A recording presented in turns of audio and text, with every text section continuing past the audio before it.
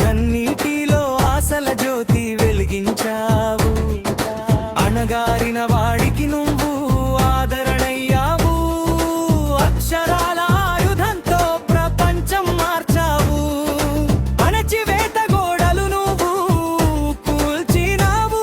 సమాన హక్కుల గీతం దేశమంతా పాడించినావు. రాజ్యాంగ రూపకర్తగా చరిత్రలో నిలిచావు. బాబా సాహెబ్ నువ్వు మా హృదయంలో వెలుగవు. పేదవాడి పాదానికి బలం నువ్వడిగావు. పాఠశాల తలుపులు అందరికీ తెరిచావు. జాతి మత భేదాలు చెరిపిన వీరుడివి.